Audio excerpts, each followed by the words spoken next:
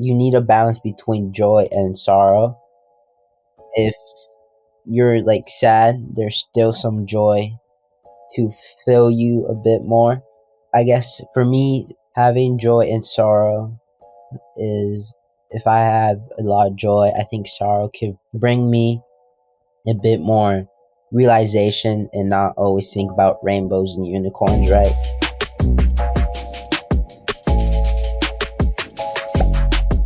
My name is Ashanti, and welcome to the Taking Off the Mask podcast, where men get real.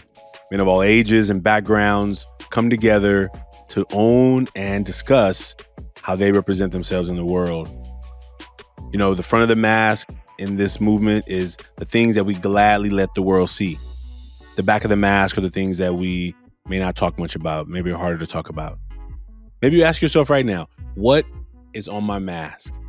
What are the things that I'm talking a lot about, gladly, and what are the things that I may be avoiding? Sharing their mask today is Mohandas Duwewa. Now, you may recognize that name because Mohandas was our first youth host on the Face to Face series.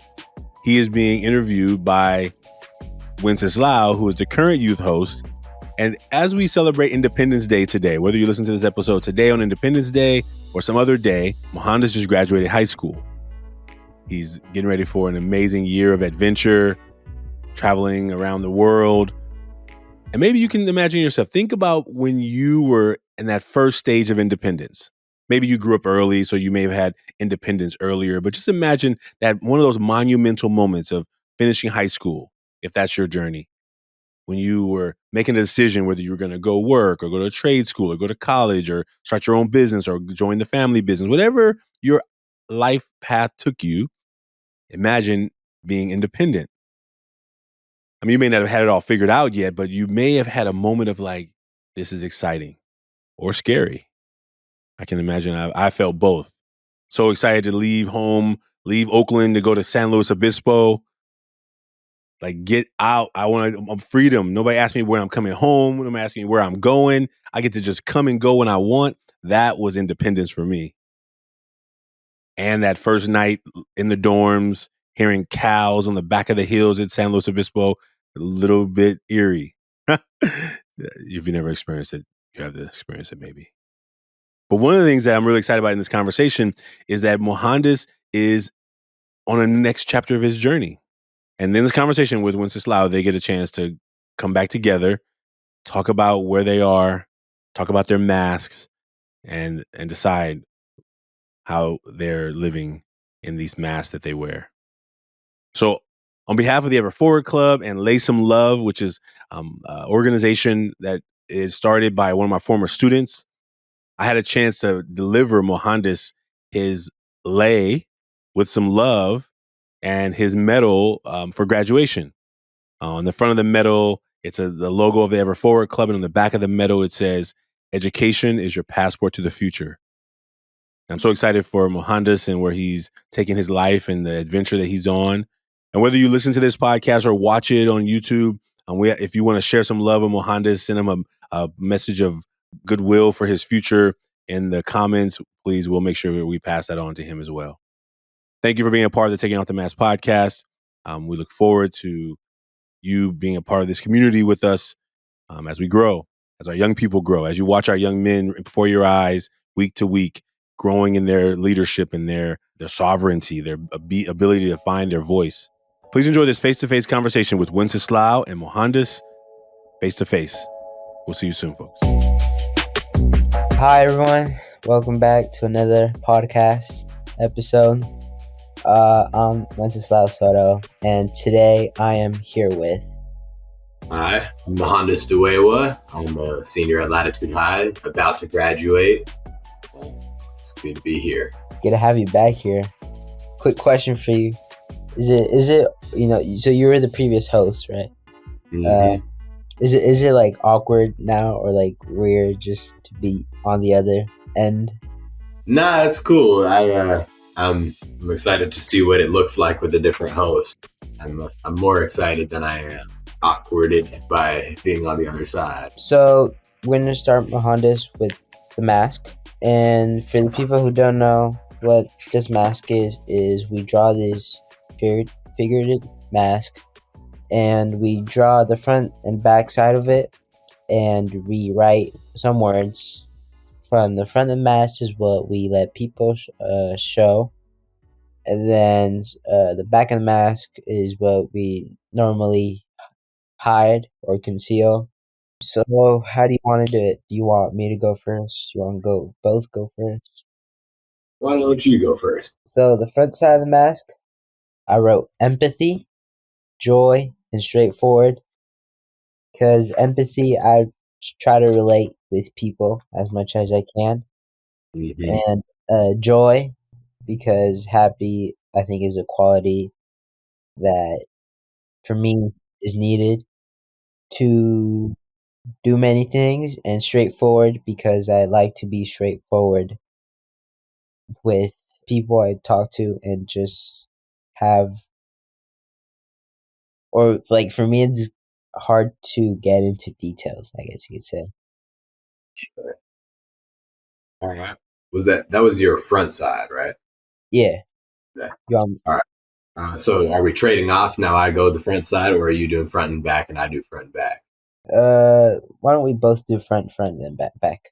All right. So, my front, I drew this little, if you can see that on the thing, a little design there. And what I had was hardworking. In general, I'm a pretty disciplined person. I am confident. I consider myself to be a fairly charismatic fellow, and I have kind because I believe in spreading kindness. I think that's the only way we can make progress as a society. All right. And then for the back side of the mask, I wrote regret, insecure, and shame. Regret and shame, I guess, could be related, because I do regret some things, some actions that I did in the past, right? And insecure, I talk about it a lot. I'm really insecure of my work, and just, I guess, oppress myself and like what other people might think of what I do or what I accomplish. So this is the little design I threw on the back, just the other side of the mask. I had ashamed, worried, and existential crisis. Uh, so ashamed is because I hold myself to pretty high standards, and what that can do is kind of cause me to like beat myself up when I make human mistakes. Like there'll be habits that I'm trying to hold to with, I don't know whether that's diet and exercise or the time I wake up and go to bed or, schoolwork. And when I make, a regular error, maybe I'm trying to eat a certain way and I, eat some cookies, I tend to beat myself up a little bit for it and be like thinking about it all day, like, oh, I shouldn't have done that. Oh, um, so, I can tend to do that. Worried is another one. In general, I'm not like, in most ways, I'm not a super worried person. I'm a pretty chill person, but I tend to second guess things. For example, right now I'm about to leave high school. I'm thinking about careers, and I've done a lot of second guessing. I bring a career up, I get feedback on it, have all kind of different ways that I look at it. And then existential crisis, that was a big thing last year. I actually fell into like a mini depression last year over that because I was getting into like philosophy, and I started having some like tough realizations about how, as far as we know, there's no like inherent meaning or um, inherent or intrinsic value to like life, or there's no reason to get out of bed in the morning on like a broader view. It's more just about what type of meaning we give to it. Like it's Mhm. sort of up to us to create our own joy. And that was like bothering me a lot. I've kind of made peace with it, but now, but that every once in a while, I think to myself like, why am I doing this? There's no real reason to do it. It's just, and then I'm like, well, no, but there's still some value to living a good life, and um enjoying your time here. Plus, we don't know everything about the universe. There's plenty we don't know. Thank you for sharing. I'll mention something about joy and freedom, I guess you could say, after high school later on. So now we're gonna do the cards. All right. So we're gonna answer like 3 or 4 each. Would you want me to start, or do you want to start? I can start. I got 6 cards face down in front of me. Just pick between 1 and 6. Which number? Yeah. We'll go with 5. This card says, "What is a hidden talent you want to work on more?" Hidden talent that I would like to work on more? Yes. It's a good question. What is a hidden talent I'd like to work on? I feel like it'd probably be like a random skill, you know, like get into, I don't know, skateboarding, or try and learn how to do a handstand, you know. It'd be, so most of the talents I have aren't super hidden. I mean, one that comes to mind is music. I play guitar. And it's not like a hidden talent. It's just something that's not like at the forefront of my identity. And lately I haven't done as much practicing, so it might be something like that. I used to love play guitar when I learned instruments.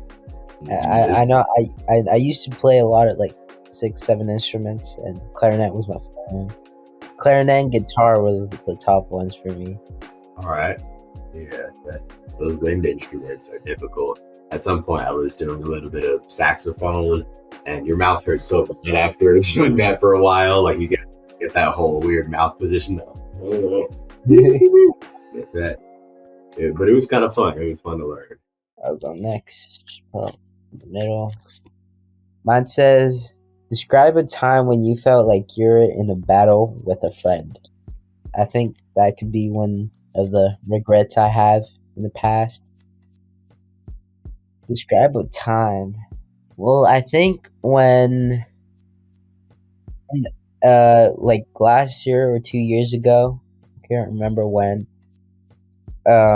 I didn't think for myself, and I made other people like choose for me. And I guess me and this friend had like, I guess and I didn't realize how much I made them like do the job for me, and I didn't do it for myself. And I just had, like, I guess you could say, an argument, sort of like an argument or like a big discussion about, me making my decisions for myself and not putting others. I guess that was it. I had a few discussions or arguments like that. Mm-hmm. Yeah, it's rough when friendships have rough turns. I think that's the journey in life, and is like learning, and like not all friends are meant to last. It sometimes, depending on how you look at it, it's a good thing. It narrows down to a more like pure group. You want to pick a number between 1 and 6 again? Be the same number. Number 1. Name a relationship that recently ended. Name a relationship that recently ended. Well, there's a lot of, what comes to mind immediately is that there's a lot of relationships that are about to end in the next week. I graduate high school on Friday. That's definitely, that probably 90% of my class I'll never see. So maybe more. I don't know. There's a couple of good friends. There's one friend that I knew before I went there that, is a really good friend of mine, and we'll stay in contact. Like a few kids that I met there that I'll stay, but there's a few relationships that are going to end. One, just because some kids I never became that close with. And then also, like, there's one kid that comes to mind that sort of, he like, I've never really considered him a friend, but he sort of like follows me around and like pretends like we're friends. And I probably won't really see him outside of high school. I just don't think he's that conducive to like where I'm trying to get in life. So that's when it comes to mind. It's crazy to think about. You start in like freshman year with so many friends, and throughout the years, like some of them will like transfer or move somewhere else, and then you just end up with like very few people compared to the start of the year. Yeah, I feel like in freshman year when I came in, I like quickly became friends with everybody. I have an easy time making friends, so I came in and I like made friends with everybody, and then just slowly I started hanging out with some people less because like I don't know, I just found that they weren't as cool. You know, sometimes people like after you know them for a while start to sort of show their true colors, and there are some people I just started to not like as much. Some people that I don't know what happened to them. Some people disappeared. Some people just like left the school, and then also I kind of started to get more serious. You know, like about I just realized I have like a lot of really ambitious goals, and I can't really be playing around. You know, so I started to be more serious about uh, working and like reading books and working out and stuff. And most kids my age just want to play video games and eat Takis. Uh, so I kind of fell off of a lot of friendships because of that. But that's how it has to be. But the person that I'm the best friend with at my school, he stuck around. So as long as you keep a few good friends, you're all good to go. Yeah, that's how I was in the beginning of the year. I just like met everybody. I got to like try to be friends with as much as people as I can, try to get along with them. And then like halfway throughout the year, they just started to be themselves, I guess you could say. And they were so chaotic and so crazy. Like I feel that each generation is getting more progressively crazier. Yeah. And then I got into baseball. I met so many seniors and juniors. There's only like 3 freshmen, and then there's no sophomores. And then like I just started hanging out with juniors and seniors and met more because I guess they're so mature, I guess, compared to the freshmen. And people don't really know like my true self, I guess you could say. Yeah. Compared to the people in middle school, like the mass has a role play in my identity at school, I guess you could say. Definitely. Yeah, that's part of the reason that my social circle slimmed down is because I kind of stopped pretending at some point. I was like trying to be cool, trying to get in with as many crowds as possible. But I sort of realized that if you want to be really good at anything, then there's going to be a lot of people that won't be as into you. You just have to kind of get over it, because if you're extremely good at one thing, you sacrifice other things. It's like you can't have all of your eggs in all of the baskets. You have to put them all in one if you're gonna get somewhere. So let's do one more round of cards, and I got some questions for you. Let's do it. This one says, share with everyone a lesson that you're still learning. Ooh, that's a tough one. Probably for me is trying to make it's like still being responsible and try and be more mature as well. I am a pretty because I feel that sometimes I can be really irresponsible. For example, I got a week ago, I dislocated my leg again playing baseball. It's very painful. And yesterday we were going out for a walk, and I didn't want to go out to the mall with the crutches. So instead, I took off my cast and just walked with the crutch without crutches. But my parents sent me back home and put on my cast and walk with crutches, and I feel that I can be really irresponsible, even though I know like what the consequences are. Like if I don't let my leg heal again, it could happen to me again, probably more painful. Because a few months ago, I dislocated my leg again a few months ago for the first time. Playing soccer, and a big guy just kneed me from the back, and he came out. It was cool.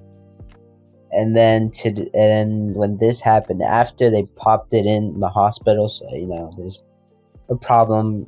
Something happened to me after they put it back in. I can't tell. I can't say what it was, but I know what the consequences are next time.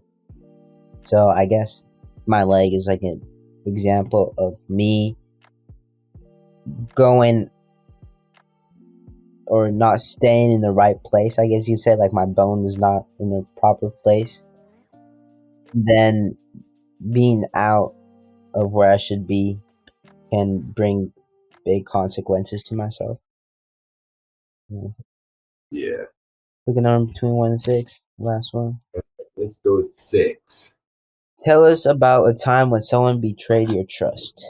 Luckily, knock on wood, I haven't had too many extreme betrayals of trust in my life.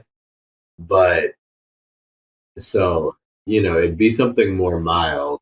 I guess things that come to mind are like, it'd be something casual, like a sibling. You tell them do this, or like, I'm gonna walk out of the room. Can you, if this starts to boil, turn it off. If they don't do it, or at school, there's at school there'll just be somebody trying to like spread some dang rumors behind your back for no reason, Yeah. and it's usually things like that. I haven't had too many betrayals of trust, mostly just because I'm a pretty good judge of who I can tell things to. I'm a pretty good judge of who I can expect to come through on things. So I usually kind of judge beforehand whether they're gonna betray my trust. And Yeah. the things that I trust them with are, or attempt to trust them with, are usually more minor things where I'm like, it's not the end of the world if uh, if this doesn't work out. Yeah, that's what I did before when I met somebody. When I meet new people, I just like tell them a tiny secret that like doesn't really impact me or hurt me if they say they tell somebody else. But like if they don't tell anybody, I guess my trust builds on, and then Yeah. they could just reach a certain limit where I just know, okay, this is as much as I can trust them. Tier 2 secrets, but not tier 3 secrets. Yeah. So I only got one person, my best friend, who like knows like really personal stuff. So now I got some questions for you.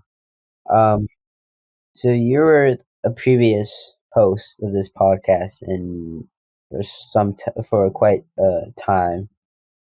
And my first question is how did exploring the concept of the figurative mask on the podcast impact your own understanding of yourself and others? It's had more of an impact on how I understand others, because with myself, I've always kind of tried to reach below the surface a little bit, because I want to get to like the highest level of mental peace that I can get to. So I've done a lot of thinking about it myself, but with other people, it's been impactful to do things like the mask exercise, or in my school, for example, we have a group that's similar to the Ashanti branch group that is behind this.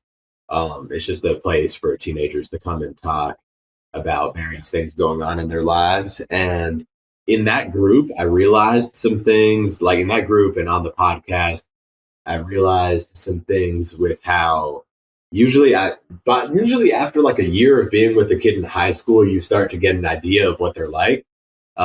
not always positive. You're like, oh, this person's lazy. They skip school and do, X, Y, and Z.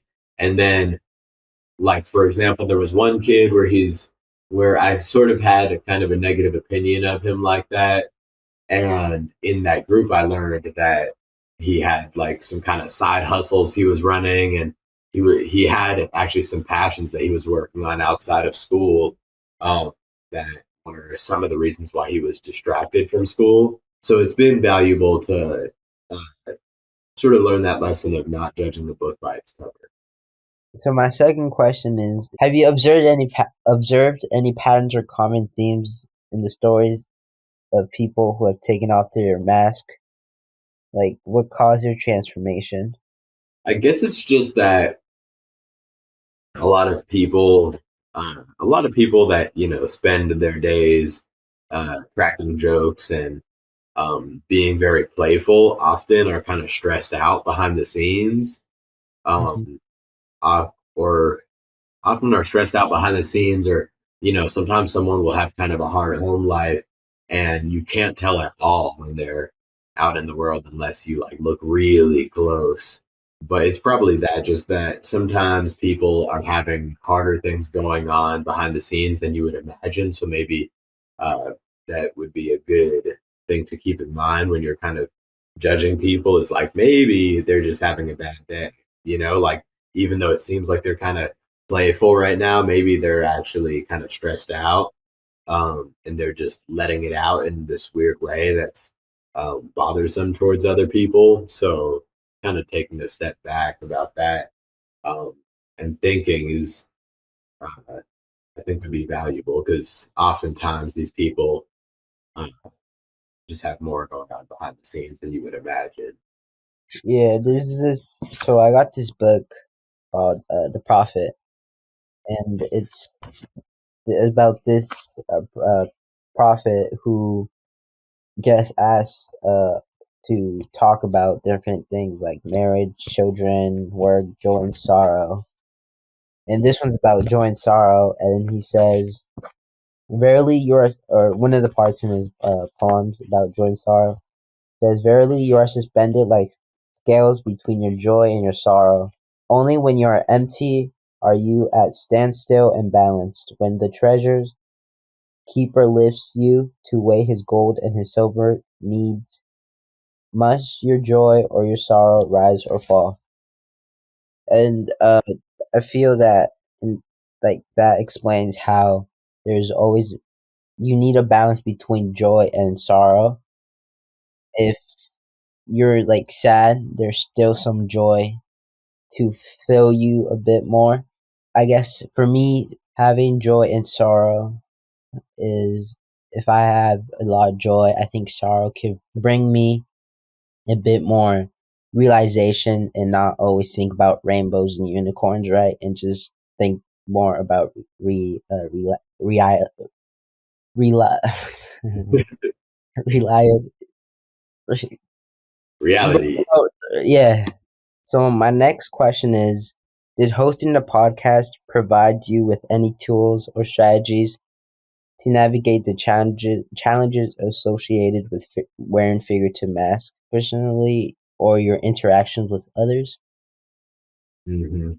Yeah, probably it helped with just knowing to ask more questions. I mean, one, just with dealing with people, you want to ask more questions, um, to understand, what they're like, or at, all that type of stuff.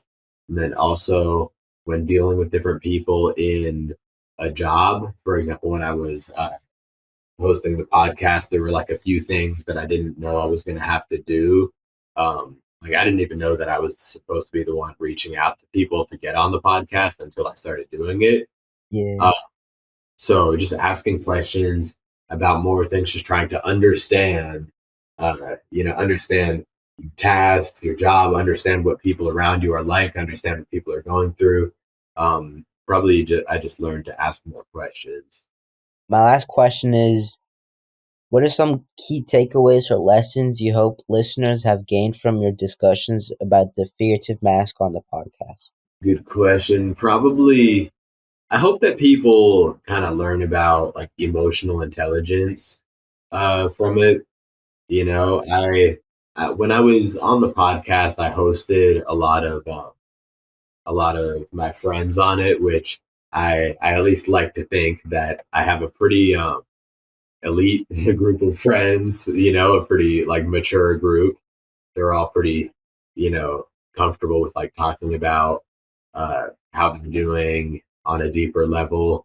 And I think that emotional intelligence, just to understand yourself and almost be your own like sort of life coach, is really valuable, just to be in situations and what's the word? Oh, critical thinking. That's a good word for it. Is just to feel certain things and think specifically about like, why am I feeling this way? What can I do about it? Is this just something to make peace with?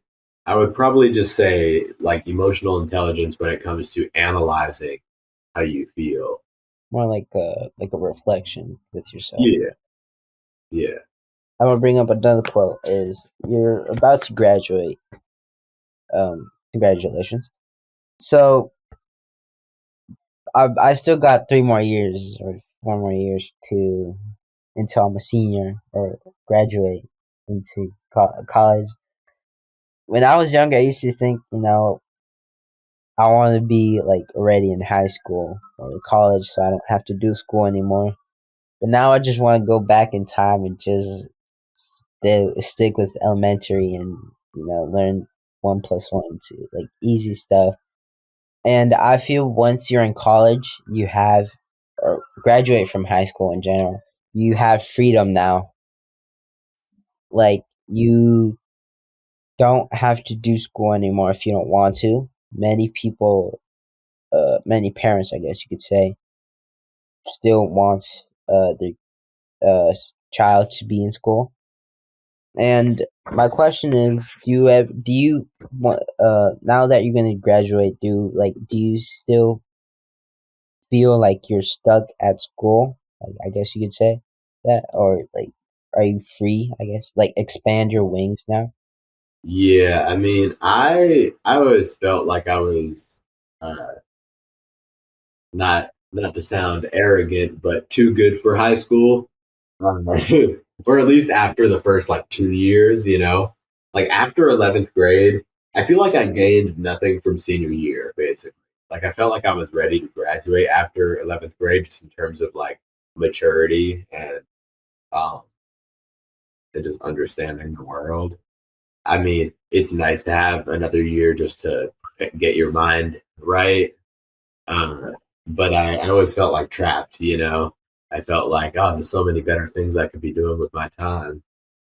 So I do feel a sense of like freedom that I'm about to graduate.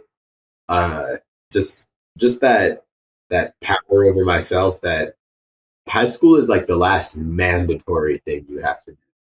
You know, after that, it's like, you know, you might go to college, but college is optional. You know, like it's like you choose to do it. It's a conscious choice, or at least it should be, to do college. Or if you go into a job, yes, it's hard to like just leave a job whenever you want, but you can't. You know, it's like high school is the last mandatory thing you have to do. So it's a little bit scary, but it's also empowering um, to just have your life in your hands. You know, it's all up to me now how I go about this. So I do feel a sense of freedom now graduating. So I just ran out of questions and things to talk about. Do you have any questions for me, or you want to talk about something? I don't think so. How are you enjoying being the host of the podcast now? Have you gained anything from it?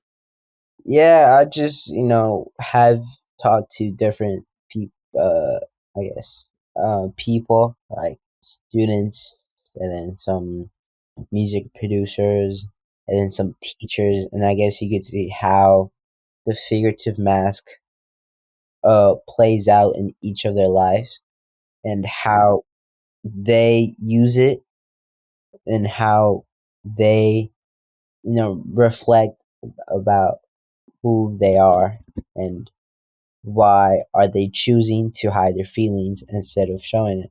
So I guess I can I have like a big view of people who who um talk about their mask, and it's nice, I guess, to hear them, finally talk about it, and they tell me, like, message me after we end the podcast about how they thought it was a good idea for me to have them on a podcast and to finally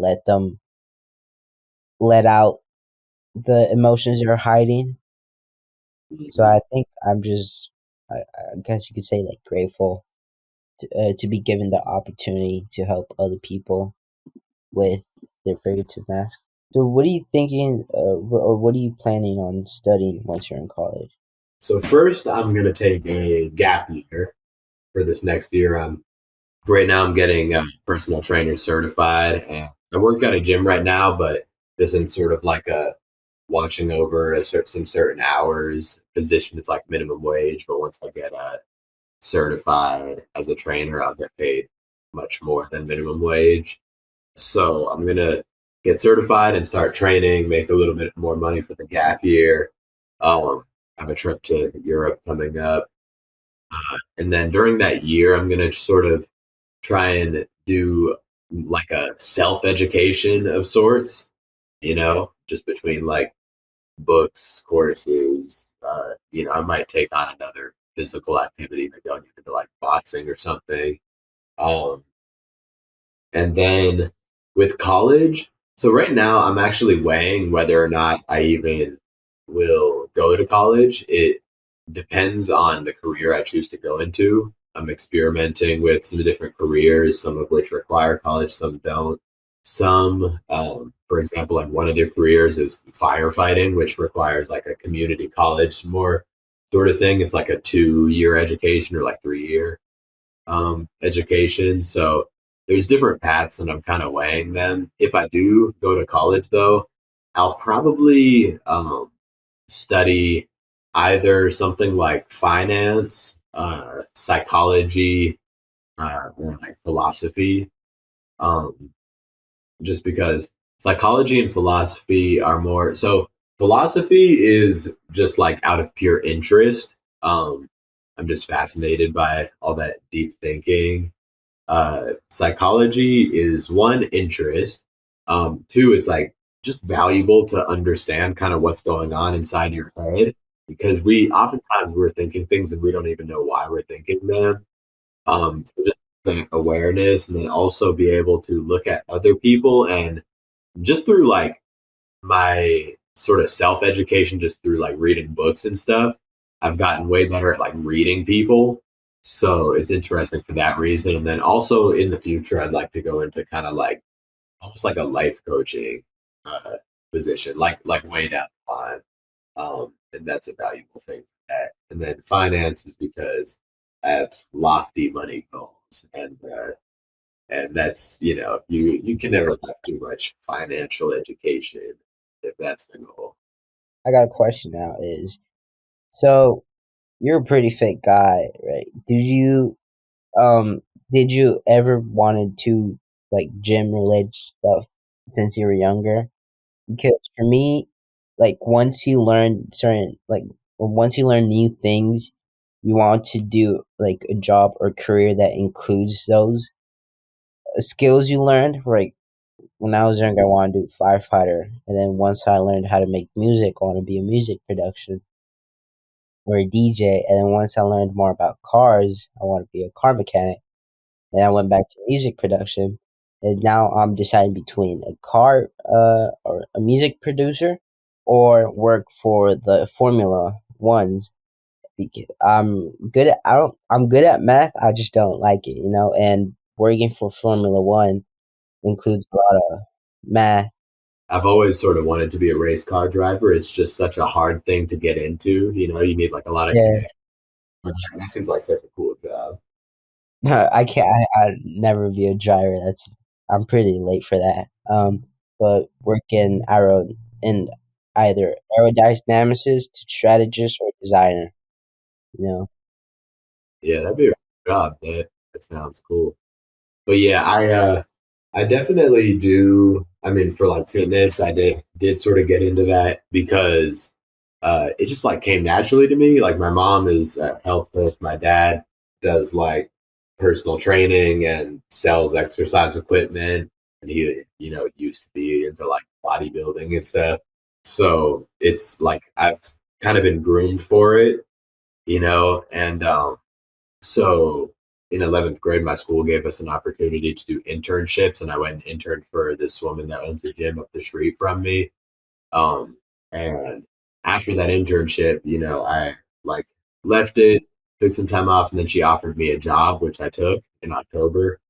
Um, and it just sort of feels right. Like I do a lot of fitness based activity myself, so naturally, the next step is to teach it to someone else. Pass on the information once you've developed it. So definitely, when I get into things, they affect my sort of career decisions.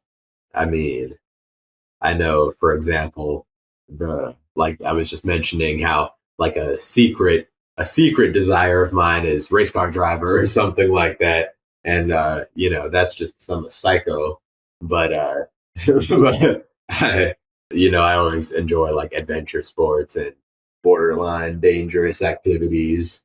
For my 18th birthday, I went skydiving. So, there's interests in your life that always just funnel into career desires. So I got a quote towards the end right now about self-knowledge. It says, "Say not, I have found the truth, but rather I have found a truth. Say not, I have found the path of the soul, say rather, I have met the soul walking upon my path. For the soul walks upon all paths. The soul walks not upon a line, neither does it grow like a reed. The soul unfolds itself like a lotus of countless petals." And I guess you could say that for me, that snippet of the poem is more talking about how self knowledge is something that is like something that you find throughout your path.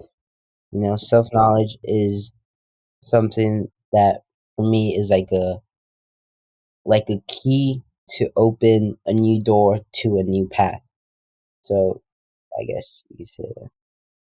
There's a quote by a guy called Jim Rohn that's like a personal development speaker. He's dead now, but he has a quote that's you can have more than you got because you can become more than you are.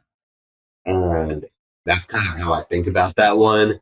Is like if you understand yourself more, and you kind of get like your MO, you get your motives and why you do the things you do, then you can start to work out strategies to affect how you go about your daily life.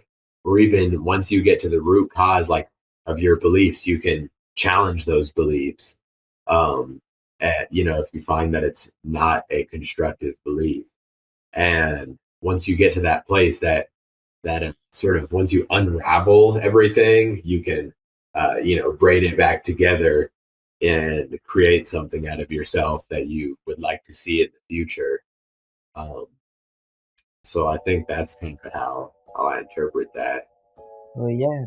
Thank you, Mohandas, for being in today's podcast. It's nice to have you back here. Yeah. Right.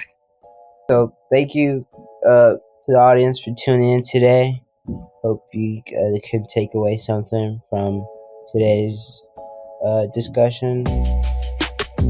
Taking Off the Mask podcast is produced by Ryan Louie and graphics by Kelly Wong. Guests are managed by Dan Paloma, and the podcast is edited by Samuel Matingo.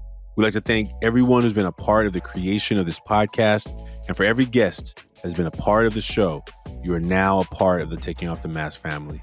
The Taking Off the Mask podcast is brought to you by the Everforward Club, and if you like what you've heard today, Please subscribe, write a 5-star review, and share this with someone. We look forward to having more conversations that matter. And please remember, there is more to you than anybody can see by just looking at you.